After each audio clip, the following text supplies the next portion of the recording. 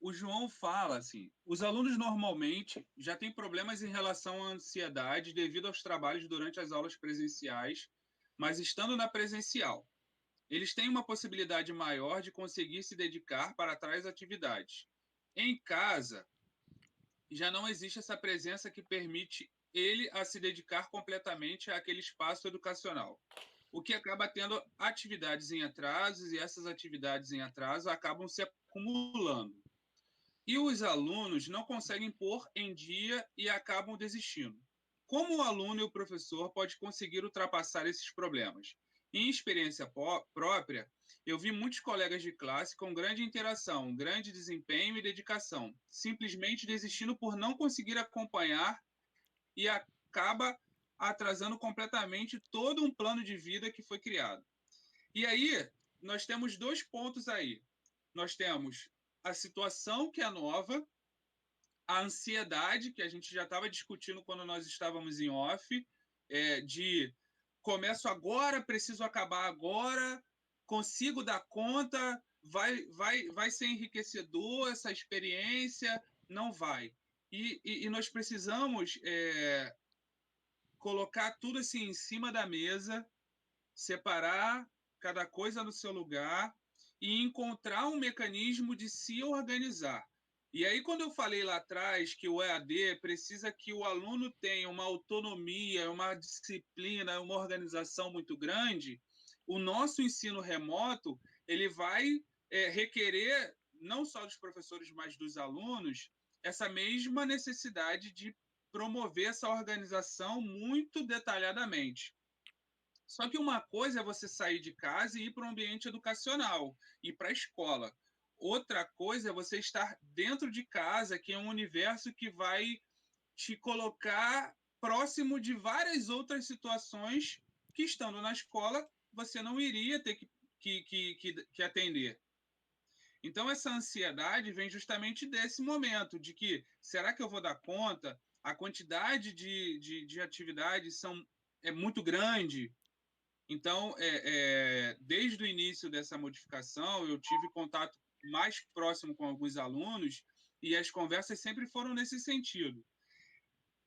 Tente se acalmar, organizar o seu pensamento, encontrar o melhor momento para estudar e colocar paulatinamente as suas atividades em dia. E aí, o apoio e essa relação que vocês têm entre vocês é fundamental, porque assim como na escola, e aí eu vou até fazer assim uma associação, e aí não me levem a mal, lembra daquele, pô, deixa eu olhar o seu trabalho aí para ver como é que é, não estou dizendo que tem que ser feito dessa forma, mas Aham. é uma maneira de você auxiliar o seu colega a continuar na a trilha da evolução nessa nova realidade. Então, o João fala, eu vi muitos colegas que têm um desempenho muito bom na escola, que têm um desempenho muito bom nas atividades, simplesmente desistindo. Justamente pelo fato de que o ambiente escolar, ele isola naquele universo a sua presença, a sua dedicação àquelas atividades inerentes à escola. E dentro de casa você precisa também, de certa forma, se isolar. E aí, por um período menor ou num horário diferenciado. E nós estamos vivendo, não é simplesmente uma mudança da escola para dentro de casa. Nós estamos passando por um momento de muitas dificuldades, e essas dificuldades, elas afetam diretamente as pessoas que estão dentro de casa. Não só a doença, mas todos os outros aspectos que envolveram esse momento de isolamento social, de doença pandêmica, enfim. Então, estreitar essas relações através das novas plataformas digitais, ela vai influenciar positivamente o desempenho de vocês no ensino remoto ou na EAD, se fosse o caso. Professor, eu queria fazer um adendo ao João, que para mim o que mais influencia ter, ter uma educação é realmente o ambiente. Muitas vezes eu fiquei muito tempo na escola para não ficar em casa, porque na minha casa, pelo menos uma época atrás, era um ambiente tóxico para mim. E muita gente passa por isso. Muita Uhum. gente não gosta de ficar em casa ou tem problemas com a família, e isso realmente tira muita motivação. Muita gente não tem um lugarzinho para estudar, ou tem que estudar com barulho, às vezes é o vizinho, às vezes é outra coisa. Isso realmente tira muito a motivação. É. Correto. Vai Eu falar, João? queria, eu queria falar sobre a questão que é uma pergunta que a Paola botou aqui.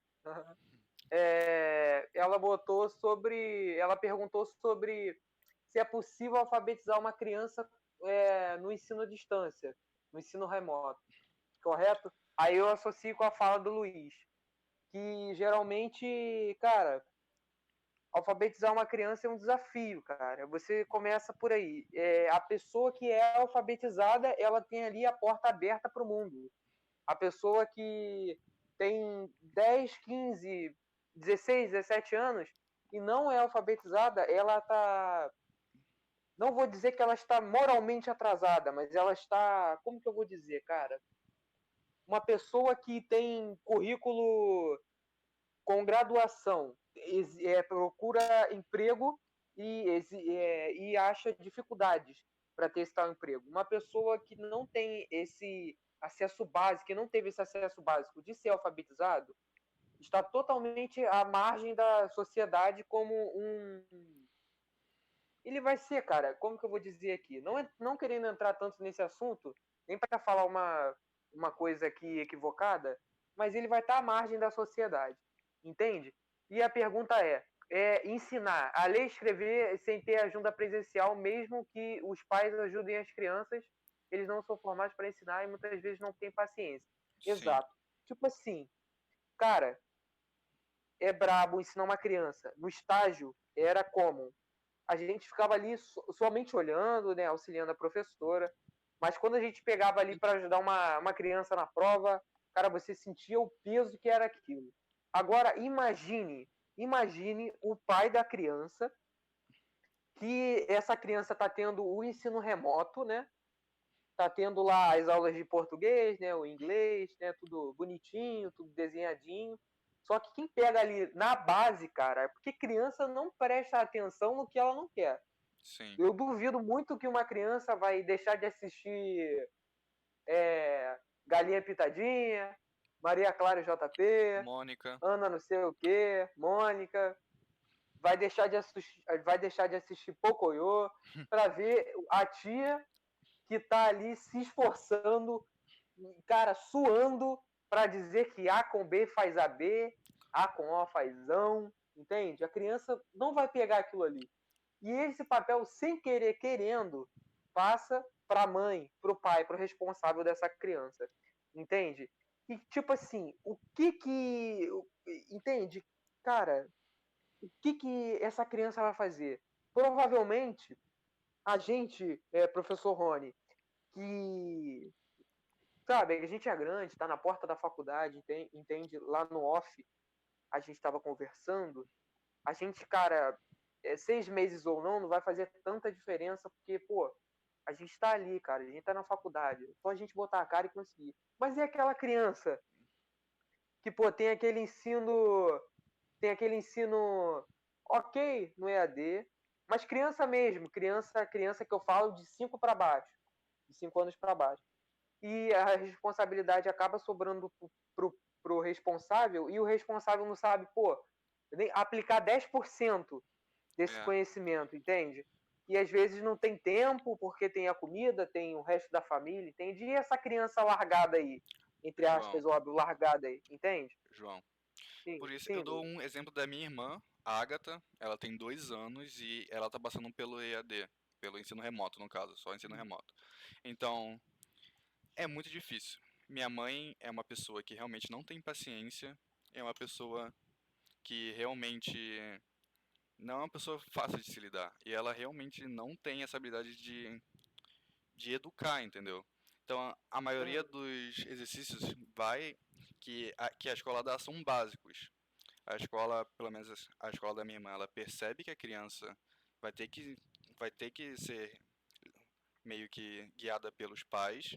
Eles passam menos exercícios eles passam exercícios fáceis, entendeu?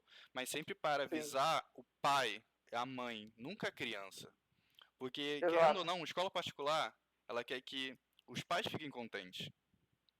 Querendo ou não. Exatamente. Os Querem pais fiquem folhinha contentes. Eles para querem dizer que que tem exercício, né? Eles querem que os filhos saiam vestido de animal todo dia, de coelho na Páscoa, de Papai Noel, um monte de coisa, para os pais. E isso é a grande verdade. Então eu não acho, tipo, muito viável o ensino remoto para crianças. É mais fácil suspender de vez. Porque querendo ou não, isso não vai dar certo. E entrando no adendo de alfabetização, eu bato na tecla de ambiente de novo. Porque um ambiente de uma sala de aula infantil é todo colorido, tem números e letras para toda parte, para a criança sempre ver, memorizar, entender. E também a maioria dos exercícios que pelo menos eu vi eram co cognitivos. Era sempre o quê? Era pintar o dedinho, fazer o A, sabe? Esse tipo de coisa. Bem tranquilo, bem calmo para a criança ir aprendendo. Sim, E muitos pais não vão ter esse cuidado, sabe? Porque esse cuidado é exatamente. pedagógico, esse cuidado é o que a gente sabe que tem que fazer. E Exatamente. pais não entendem isso. No caso que eu estava dizendo aqui, era da minha cunhada, a Sofia, que tem 3 anos. No caso, a mãe, a irmã, no caso, se esforçam para, tipo, pô, pegou o dever da professora, vamos lá, vamos aprender. Como que é isso, isso e isso? Terminou? Vamos fazer exercício. É isso, isso, isso.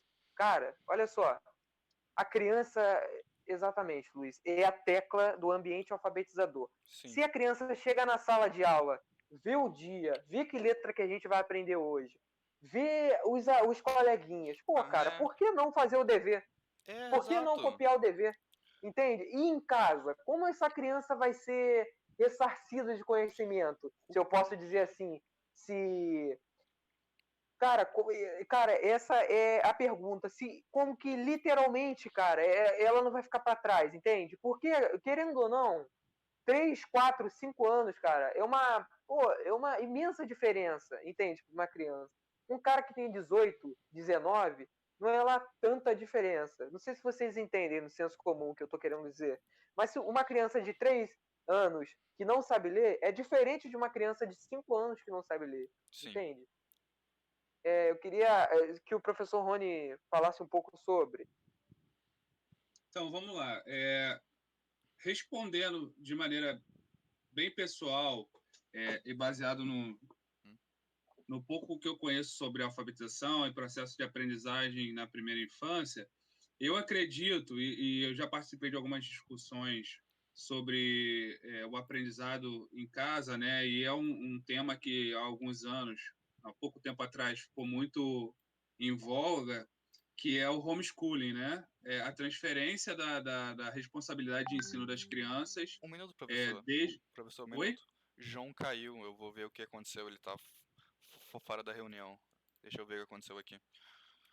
Você saiu da reunião. Eu acho que a internet dele pode ter caído. Eu vou ver. Ele mandou mensagem aqui. Deixa eu mandar de novo o link da reunião pra ele. Hum,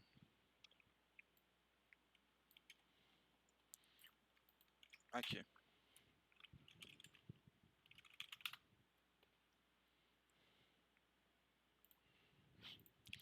Acontece, acontece. Podcast é assim. Ah, exatamente.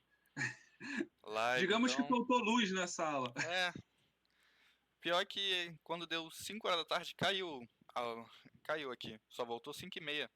Aí eu fiquei tipo, meu Deus.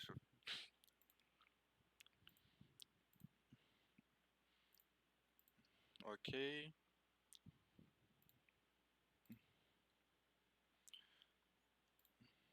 Deixa eu ver.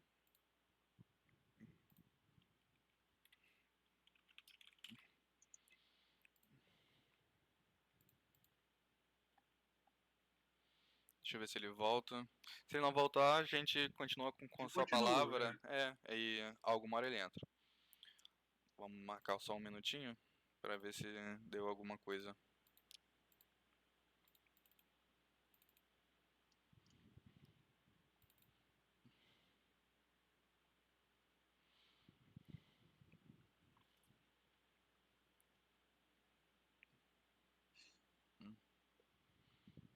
Agora nada.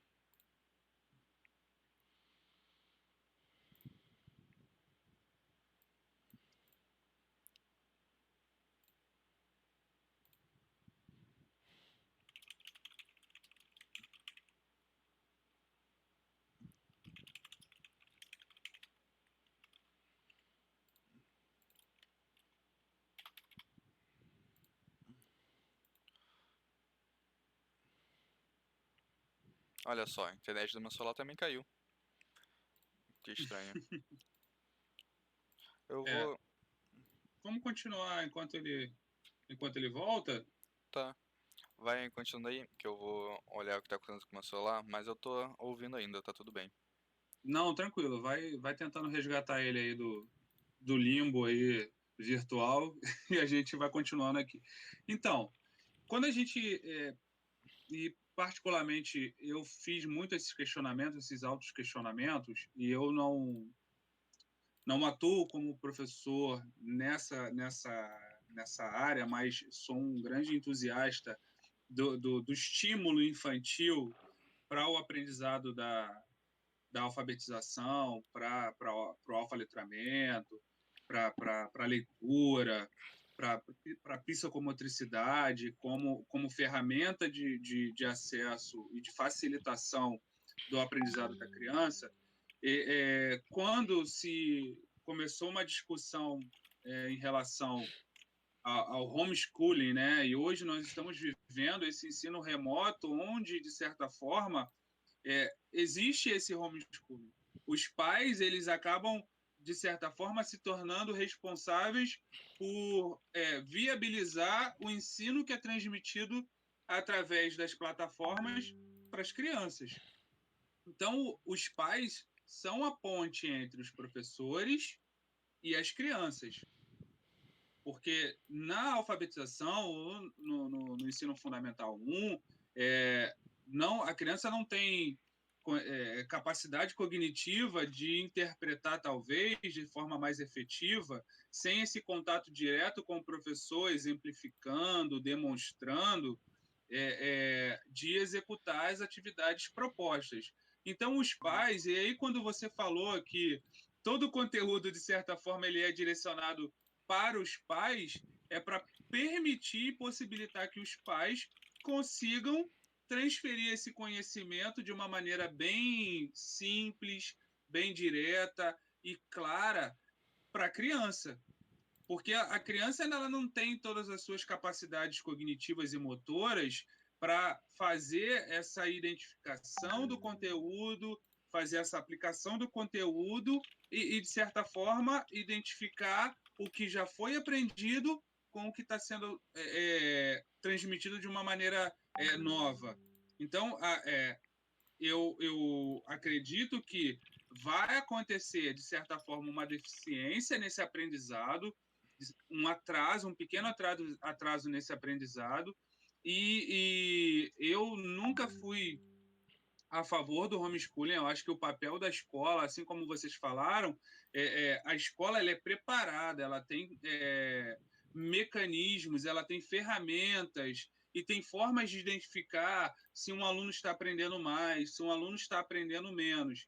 Então, não consigo visualizar uma transferência, digamos, definitiva, e talvez eu esteja sendo trágico aí, até mesmo demasiado em falar definitiva numa transferência de ambiente de aprendizado da escola para a residência. Nós estamos vivendo um momento totalmente atípico, onde essa é a forma que está sendo encontrada para promover o aprendizado e o ensino remoto. A criança tem contato com o professor através das aulas virtuais? Tem contato. Mas eu ainda não acompanhei, de certa forma, exemplos de grandes evoluções que possam justificar uma melhora no aprendizado de uma criança em residência comparado ao ambiente escolar. Então, nesse sentido, mais uma vez, e principalmente no ensino fundamental, a escola ela é o ponto de partida para a evolução desse aprendizado das crianças. Então, o ensino remoto, eu nem falo em EAD, porque é uma outra realidade para uma outra clientela. O ensino remoto para a educação infantil, para a educação do ensino fundamental 1 e até mesmo para a educação do ensino fundamental 2, ela ainda tem assim um caminho e uma lacuna muito grande para poder aproximar, e aí a gente estava conversando lá atrás, nós estávamos conversando lá atrás, numa realidade de ensino médio e ensino superior, que já tem uma dificuldade bastante grande. Agora, imagina quando a gente transfere essas dificuldades para as crianças que não têm essa autonomia que os adolescentes e os adultos têm e estão encontrando quando precisam ter contato com o ensino remoto. Vamos Entendi. seguir? Vamos seguir. Bom, ele não está conseguindo entrar na reunião. Eu pedi para ele criar uma reunião para ver se a gente consegue entrar. Ele está tentando. Ah, ele voltou aqui, ó, mandou uma mensagem aqui. Ele está pela mensagem. Ah, ele está pela mensagem. Isso. Então, vamos ao próximo subtópico, enquanto eu vejo no que Sim. consigo fazer. Bom, o próximo tópico seria o professor versus a tecnologia. Como a gente pode ampliar o sistema de ensino com a tecnologia? Não só sobre o EAD, o ensino remoto, mas como a tecnologia em si pode ser útil para a educação. Porque pelo menos quando eu paro para pensar, eu vejo que a tecnologia sempre está no lazer, está nas guerras, está sempre mais ao lado da saúde, mas quando chega na educação tem um tabu, sempre um tabu, porque as pessoas sempre associam educação e tecnologia ao ensino remoto, ao ensino online, mas existem outras variantes que pode acontecer. Eu queria alguma hora da minha vida tentar estudar isso, estudar tecnologia a favor da educação, entendeu? Olha, a relação da tecnologia com a educação, ela é porque nós estamos no século XXI e a nossa relação com a tecnologia e o nosso conceito de senso comum em relação à tecnologia, ela está diretamente ligada a tudo que vem da internet, tudo que não está dentro do físico. Deixa eu só fazer um pequeno comentário, porque a Samantha falou assim, com uma propriedade muito interessante e ela reforça justamente o comentário de que para a educação infantil é exatamente isso, manter os alunos ativos e reforçando a fala do Luiz, que os professores acabam tendo que instruir os pais para instruir os alunos, para instruir os seus próprios filhos. E pensem como isso aconteceria se não houvesse essa mediação dos professores com os pais para os alunos. E o homeschooling, ele transfere diretamente essa responsabilidade para os pais, né, ou esse papel para os pais, quando eles aderem à educação em casa. Então, é uma discussão que pode gerar aí um bate-papo bem prolongado. Mas aí vamos lá. Vamos continuar aqui em relação à tecnologia. Se nós pensássemos no século XIX, no início do século XX, qual era a tecnologia assim mais revolucionária? Eram as ferramentas e o livro.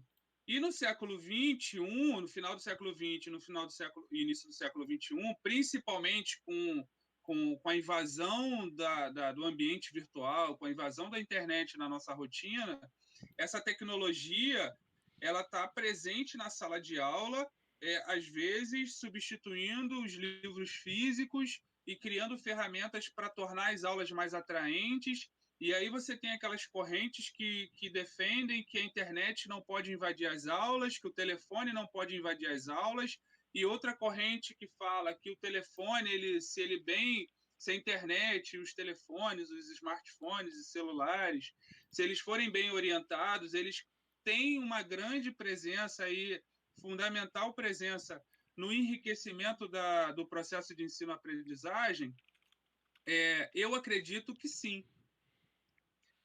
A questão toda é que os nossos processos de ensino-aprendizagem eles ainda estão presos no século XX. as discussões para se abrir as possibilidades para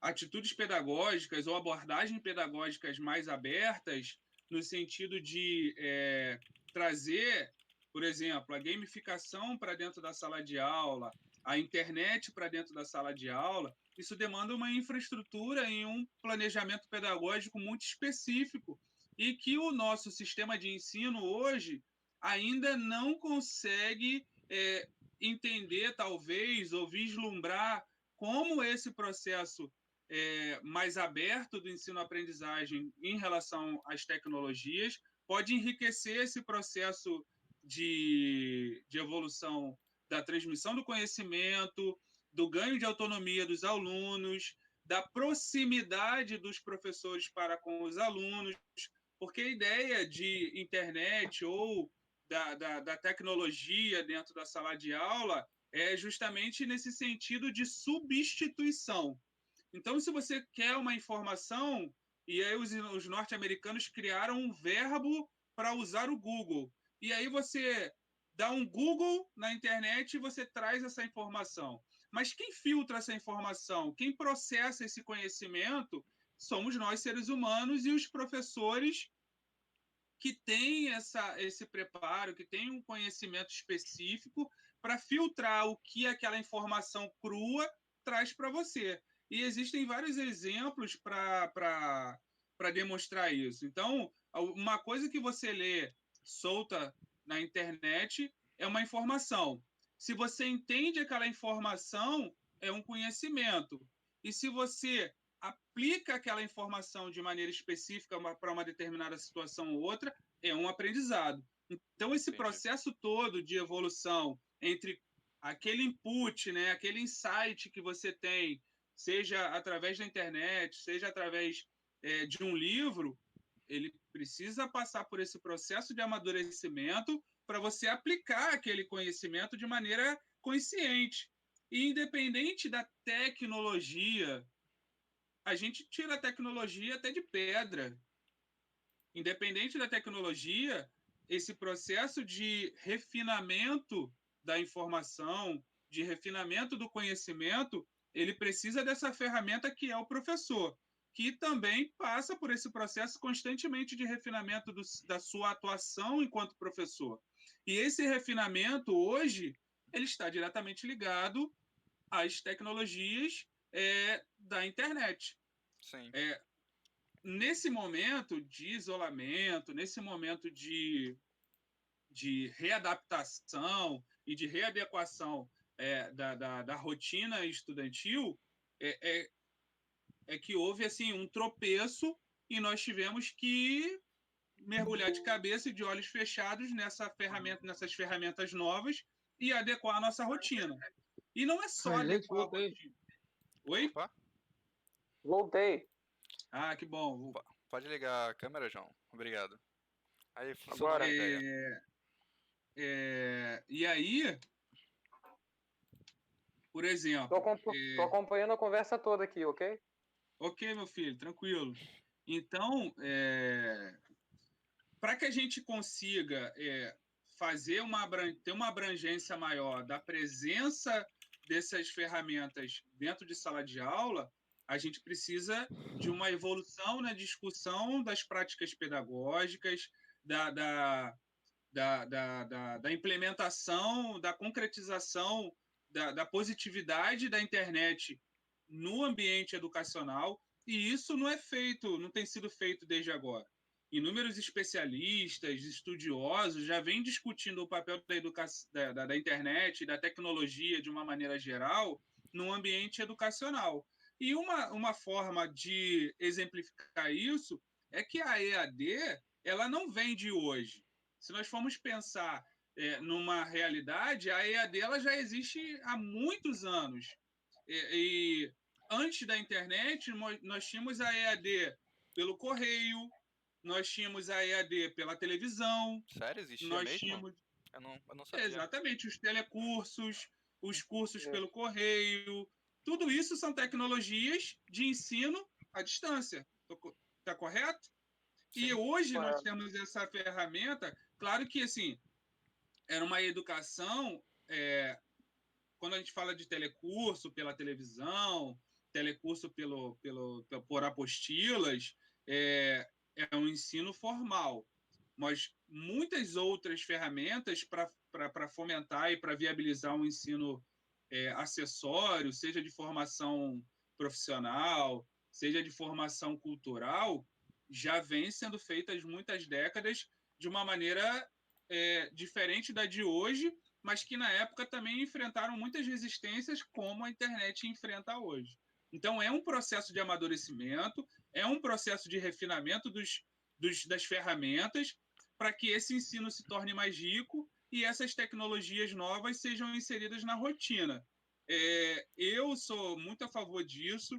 Existem muitos estudos, principalmente em relação à gamificação do ensino, e aí, se eu trouxer para a realidade da minha disciplina, da educação física, a gamificação ela torna o aprendizado extremamente mais lúdico, participativo e principalmente no que se refere a essa interação dos alunos.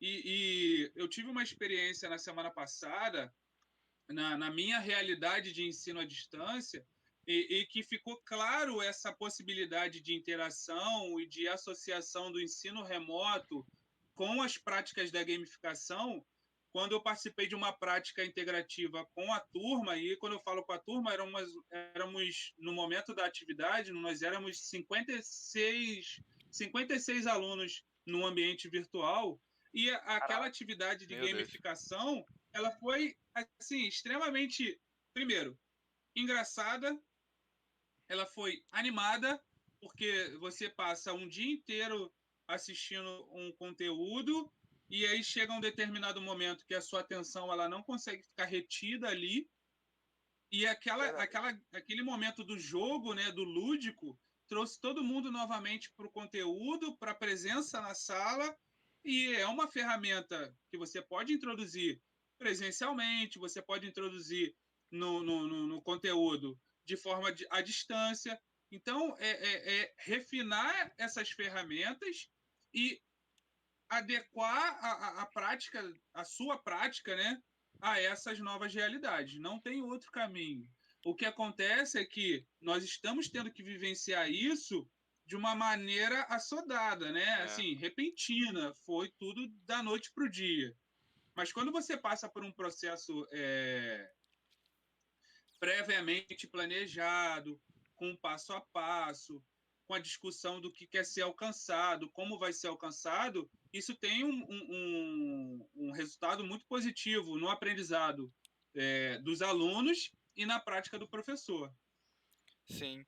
Toda ajuda à educação é bem-vinda, ainda mais a tecnologia. Sempre. O EAD realmente tem seus Sempre. pontos negativos, mas também tem seus pontos positivos. Com a internet, eu consegui fazer amigos do Brasil todo. Eu conheço pessoas. Eu tenho um melhor amigo que mora em um lugar tão pequeno que não tem faculdade e ele é obrigado a usar o EAD para estudar. E ele simplesmente gosta. O EAD tem seus pontos positivos por causa disso. O EAD realmente alcança Sim, tem muitos pontos positivos. pessoas que a escola não alcança. Isso. Pode falar. Vamos pensar se, por exemplo, no final da década de 90, o ensino chegou assim aos confins da Amazônia através da internet e a alfabetização dos povos indígenas. Veja quão foi positivo e possibilitou que essa cultura que ainda estava tão contida lá na Amazônia pôde ser transmitida, e hoje nós temos doutores formados através de instituições indígenas e povos que se localizam em regiões muito longínquas. Então, essas ferramentas elas têm sua positividade. Levar a educação é papel do Estado, e essas ferramentas têm possibilitado isso. E a questão é que a gente vivencia muito a nossa realidade. Sim. Mas se nós formos pensar na realidade de um país como o nosso, para muitas pessoas, o ensino remoto e o ensino EAD é a única opção. E é a melhor opção, talvez. Sim. Entendeu? Porque se a gente levar em consideração a infraestrutura de escolas físicas, se levar em relação, em consideração a impossibilidade de você ter um curso de formação profissional nesses lugares muito distantes, a EAD te possibilita a criar mecanismos pessoais para você melhorar como cidadão, para você buscar novas realidades e até mesmo trazer para a sua localidade uma realidade totalmente diferente, de melhor condições sociais, de melhores condições econômicas, através dessas ferramentas à distância.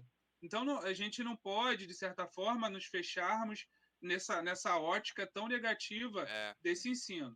A nossa discussão é em relação à educação e tudo que está sendo exposto por conta da nossa conjuntura, dos pontos negativos, mas se a gente for olhar de uma forma mais abrangente, o ensino remoto, o ensino EAD, ele possibilitou o acesso à educação de muitas pessoas que não tinham como, talvez, se deslocar para os grandes centros para ter acesso a uma universidade, entendeu? Sim. Enquanto temos esse ponto não bom, mas sim maravilhoso, também temos, infelizmente, o ponto da desigualdade, né, que seria o nosso último tema, da acessibilidade do aluno brasileiro ao ensino à distância, ao ensino remoto. Que, se eu estou certo, Luiz, a gente entra no último tema agora? Sim, é o último tema. Exato. Então, vou dar a minha fala quase que final aqui e puxaria do comentário do professor Rony. Que, assim, professor, tipo, tá corretíssimo o que o senhor falou e o que o Luiz falou, entende? Porque, vamos dar um exemplo, a pessoa mora em A e em A não tem faculdade, não tem universidade, só tem em C. E para chegar a C seria inviável. Ela não pode mudar dali, ela não pode se locomover todo dia, então ela tem que optar ela vai ver, cara, tem isso, isso e isso, o que é o melhor para mim? Pô, ensino à distância. Beleza.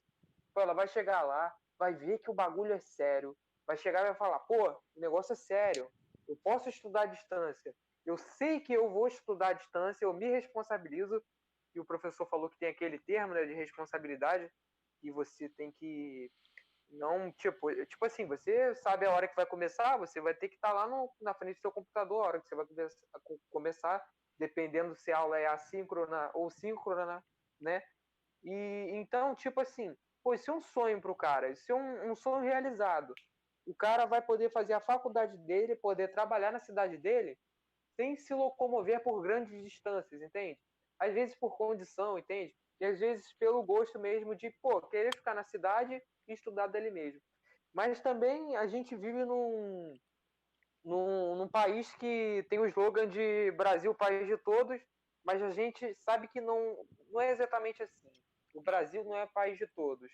Porque a gente sabe que em uma rua tem uma pessoa que pô, tem todos os eletrodomésticos novos, tem dinheiro para isso, dinheiro para aquilo, mas literalmente, o vizinho dela, às vezes não tem nem o que, né, o que comer, às vezes não tem nem o que vestir, sabe? Não tem nem o que, como que eu vou dizer?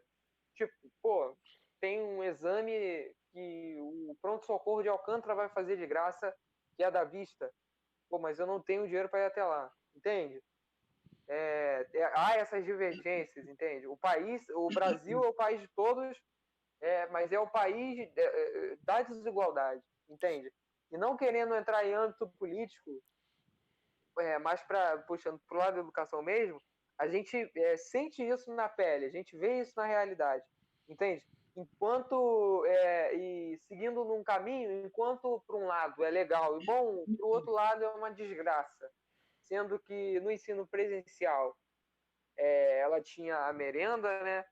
Ela tinha o transporte, ela tinha contato com as pessoas, entende? E agora ela, às vezes, não consegue ter o acesso e também não recebeu o tal kit, né, da Secretaria da Educação, e está em casa simplesmente fazendo nada, vegetando, passando o tempo, entende?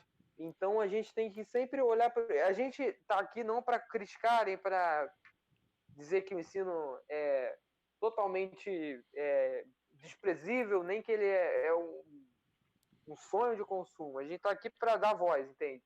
Tanto que a gente chamou o senhor, o professor Rony, que veio dar uma visão totalmente ampla, um cara vivido, um cara com experiência. No nosso Sim. primeiro podcast, o cara chega aqui e dá várias visões, dá mais de 20 comentários, entende? 20 comentários numa sala de aula. Exato, 20 comentários numa sala de aula é um professor feito. O plano de aula do professor daquele dia, aquela aula deu certo, entende? Então a gente está aqui também para dar voz aos que têm voz e aos que não têm, entende? E a gente sabe que a gente se encontra numa posição privilegiada, a gente tem um lugar para falar, a gente tem um celular, né, para transmitir uma internet legal, entende? E nunca esquecer das pessoas que são zero condição, entende? E das pessoas que têm. Mas, partindo já para uma fala final, as vacinas já estão sendo desenvolvidas, eu quero crer na desenvoltura correta dessas vacinas, porque até um ano para fazer vacina é uma coisa rápida, mas tomara que seja coisa séria, e que todo mundo seja vacinado, todo mundo saia de casa se protegendo para esse vírus e não disseminando totalmente, que não acontece, mas pouco a pouco disseminando para a gente, no ano que vem, poder, sinceramente, que saudade do ensino presencial. Para a gente poder chegar... Todo mundo. Que saudade, né, que saudade. para a gente poder chegar na sala de aula, conversar, brigar, agir, não agir, entende? Querer ficar em casa de tanto estar lá. E tomara que, para essas pessoas que estão vivendo pesadelo agora, em questão social, em questão educacional, tomara que isso que eu desejei agora, o que eu falei agora, se concretize. Entende? Mas desde já que eu agradeço os posicionamentos do meu companheiro Luiz, do meu professor Rony, e acho que foram falas inteligentes, foram falas construtivas, entende? Desde já que agradeço e acho que 2 temas terminamos aqui. Se for para falar mais alguma coisa, Eu queria mas falar desde um já eu pouquinho. agradeço aqui e passo a fala. Então, Obrigado. até na educação existe uma desigualdade. Muita gente pensa em fazer faculdade pública para não pagar o ensino, mas também para chegar até a faculdade, tem pessoas que pegam 3, 4 ônibus e realmente não tem condições para isso, entendeu? Mesmo que você consiga passar por uma faculdade pública, que você consiga dar o seu sangue para conseguir entrar, mesmo assim ainda vai ter aquela desigualdade que seria o dinheiro para você pegar a condução, fazer esse tipo de coisa. Por sorte, o EAD também chega ajudando essas pessoas. Porque assim a gente não pagaria um dinheiro em ônibus, não pagaria dinheiro talvez fazendo alguma coisa. Até tipo faculdade de direito, muito caro. Tem que comprar roupa, fazer estágio, tem condução. Então realmente o Brasil é muito desigual, entendeu? Eu também queria Exato. agradecer também ao professor Rony, a você, que felizmente o podcast foi um sucesso, eu gostei muito. Eu queria dizer obrigado a todo mundo que viu e aos comentários. Fico muito feliz. E tem pergunta a mais, tem mais perguntas ali. Então eu passo a fala agora para Rony para terminar. E é isso, obrigado Então, a olha todo mundo. só, eu queria só complementar aqui a fala da Samantha, que mais uma vez sempre participando de uma forma extremamente incisiva, né? E é exatamente isso. O ensino remoto, infelizmente, se a gente pegar o conceito do ensino remoto, é ele transferir o ambiente de sala de aula para essa nova plataforma com um contato direto entre professor e aluno. Só que vocês, de certa forma, já responderam o meu argumento que, infelizmente, nós vivemos num Brasil de desigualdades, que é para todos, mas de formas diferentes. É aquele lance que estamos todos no mesmo barco. Talvez eu acredito que estamos todos na mesma tempestade, mas uns em grandes cruzeiros e outros remando num caico furado a remo. Então, talvez a educação remota e até mesmo a educação em EAD, que é uma educação mais padronizada, e o aluno que tem que se adequar àquela forma de processo de ensino-aprendizagem, o ensino remoto ele ainda consegue enxergar o aluno de uma maneira mais individualizada. E isso é um processo extremamente trabalhoso, tanto para o aluno como para o professor.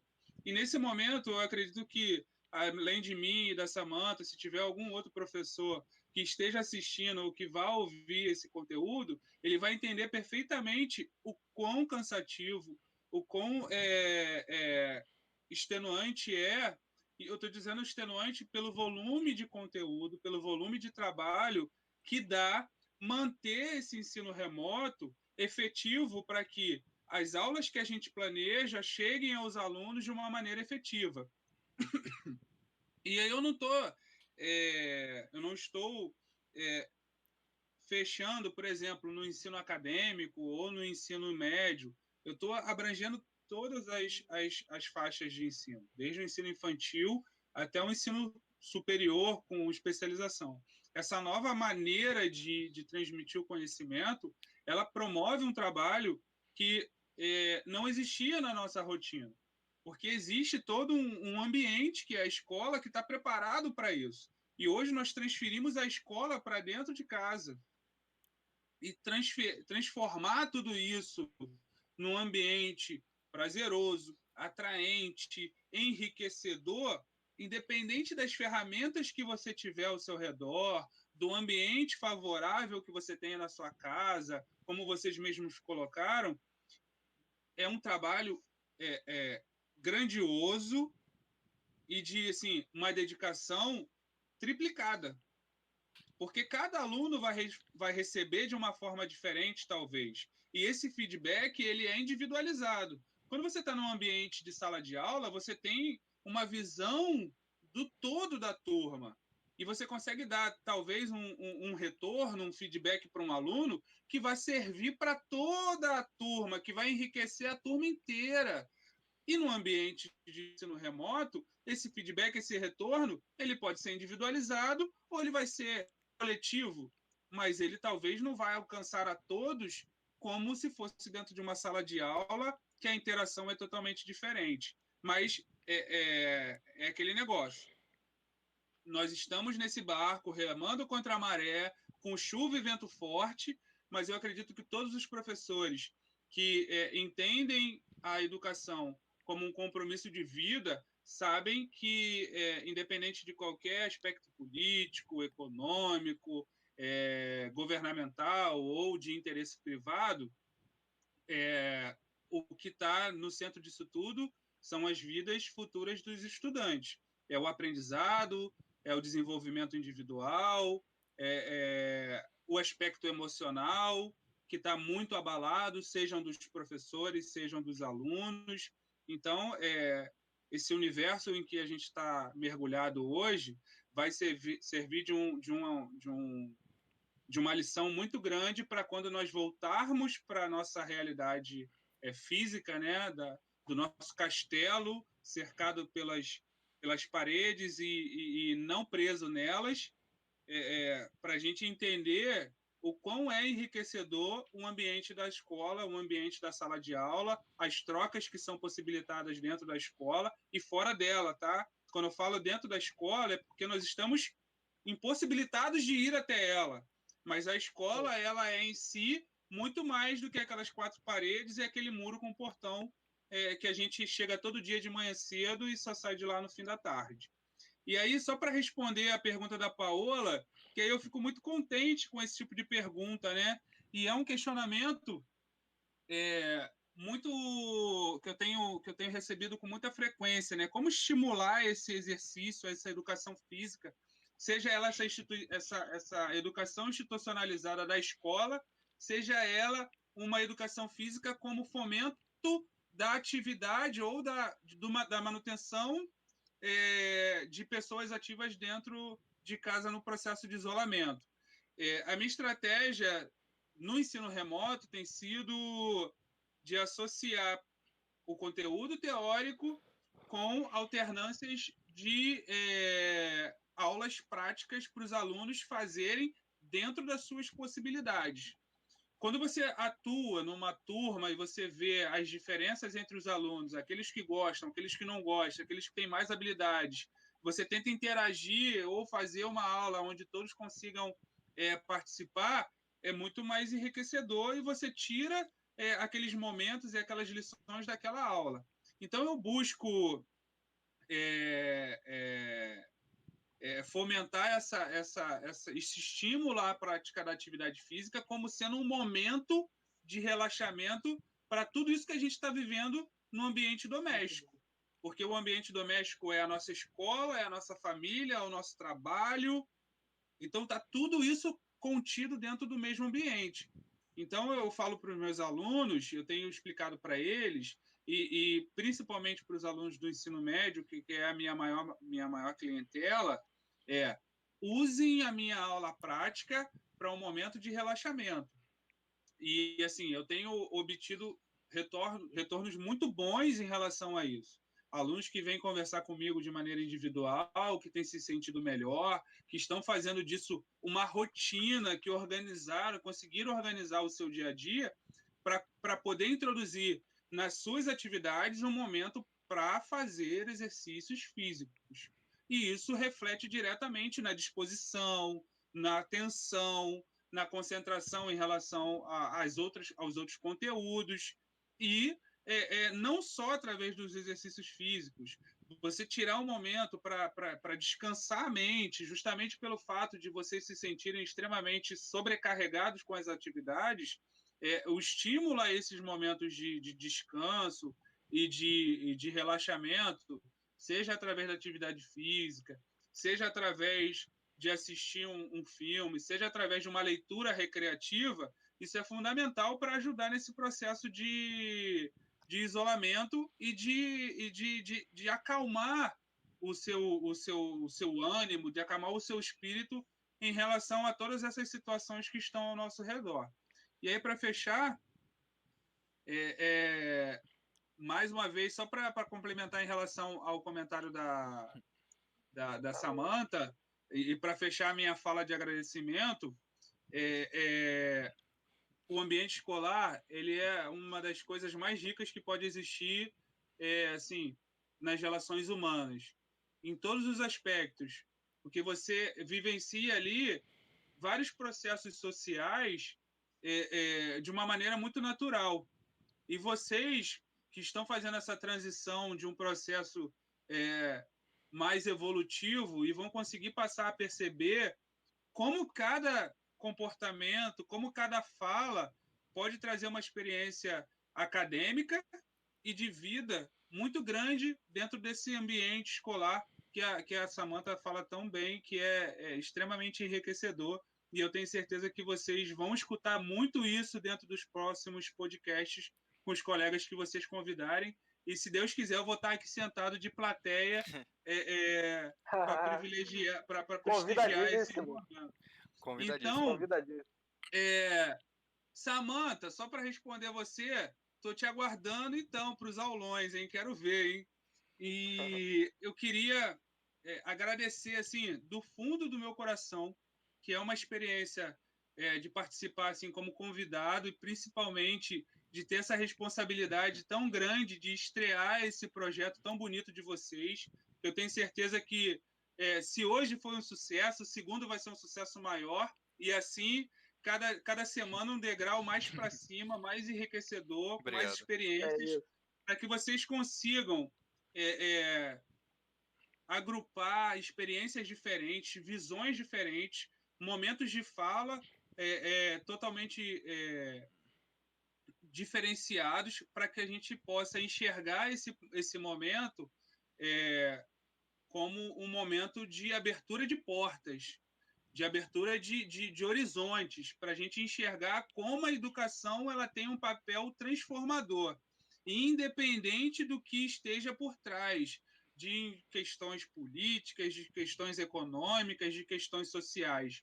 E essas questões todas que eu falei, esses fatores todos que eu falei para vocês agora, eles fazem parte da nossa vida em todos os momentos. Esse agora, eles estão muito evidenciados, mas nós já vivemos de maneira mais clara a necessidade dessas modificações, desses movimentos de lugar de fala há alguns anos, e eu não quero entrar muito nesse âmbito, mas cada vez mais nós vamos ter que voltar a discutir esses processos para conseguir levar a nossa sociedade para um caminho menos obscuro do que a gente está vivenciando hoje. E talvez a pandemia esteja servindo para a gente fazer um divisor de águas aí, cada vez mais nítido, para saber para onde a gente não quer ir e para onde a gente tem que olhar para frente. Então, eu parabenizo vocês dois, parabenizo todo mundo que ficou aí junto com a gente nesse momentinho que passou tão rápido e foi tão gostoso conversar com vocês, escutar a fala dos colegas e que estão aqui conosco e que vocês tenham bastante sucesso nesse caminho que vocês estão começando a trilhar. Eu me sinto assim, honrado em fazer parte desse momento tão bonito. Obrigado. Vou fazer agora a finalização. Primeiro eu queria fazer um convite à Samantha, para caso ela queira participar. A gente tem semana que vem livre e a próxima semana também. Os podcasts são às quintas-feiras, só que a gente sabe que os horários estão meio malucos. Talvez a pessoa tenha disponibilidade na sexta ou na quarta. Então fica aí qual é o melhor dia para você. E sempre lembrar que quando a gente grava a live, no dia seguinte já tá no YouTube para quem quiser ver de novo, tá? Eu vou disponibilizar o link amanhã já.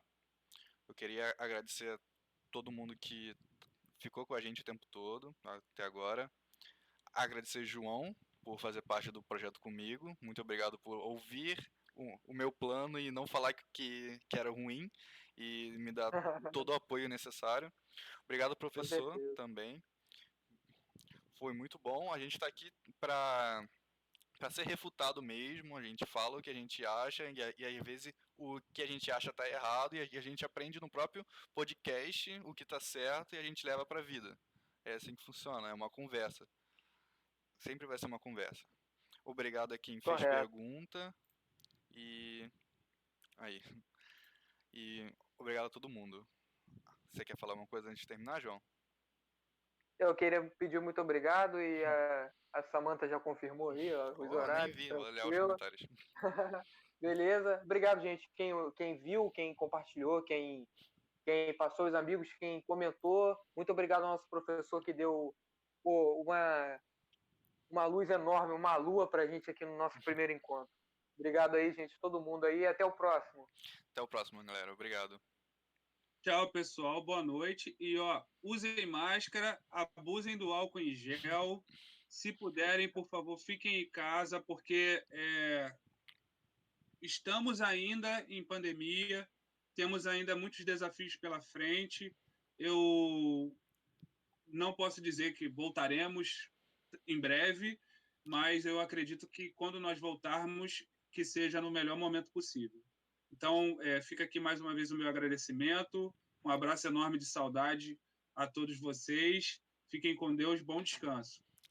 Boa noite, gente. Boa noite, Tchau. boa noite. Boa noite. Pronto. Estamos offline. Obrigado, professor, de novo. Valeu, professor. Tamo junto, hein? Tranquilo.